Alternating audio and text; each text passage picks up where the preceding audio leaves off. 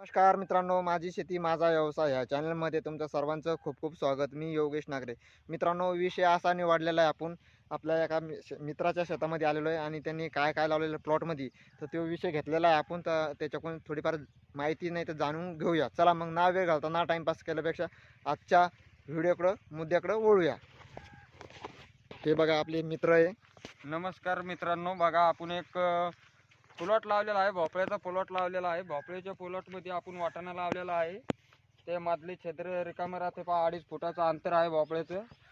आणि त्याच्या मधात वाटाणा लावलेला आहे. त्याच्या मधात मेथी आहे. असे 2-3 व्यवसाय आपण 2-3 पिकं घेतलेले आहे. त्याच्यानंतर साईडला बघा मित्रांनो, इकडं कळडीची भाजी टाकलेली आहे थोडी.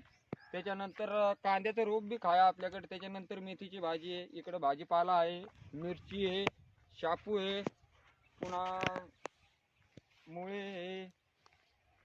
असा व्यवसाय केलेला आहे. बस बघा मित्रांनो, थोड्यामध्ये संपूर्ण होतंय.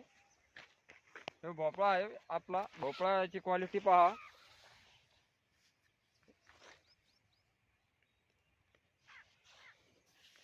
मेथीची भाजी आहे. हे पुढचा वाटाणा आहे. असा व्यवसाय आहे, म्हणजे न रान यष्ट न राहता. या साईडला भोपळा आहे मित्रांनो. या साईडला आपण कांदा लावलेला आहे पहा. ठिबकवर कांदा लावलेला आहे. परदेशी कांदा लावलेला आहे. असा ठिबकवर कांदा लावलेला आहे. आणि उगवून शक्ती बी चांगली फार व्यवस्थित होत आहे त्याची. 2-2, 3-3 टोळ आहे एका एका कांद्याला. 2-3 टोळ आहे. आणि इकडं या कांद्याच्या मधात थोडी आपण कोथमीर बी टाकेल आहे. तुम्हाला दाखवतो, चला चला या नागरे साहेब पुढे. हे पहा, आपल्याकडे कोथमीर बी काय टाकेल. आणि ह्या कडीला आपण कळडीची भाजी बी टाकलेली आहे थोडी. ती अजून काही उगली नाही.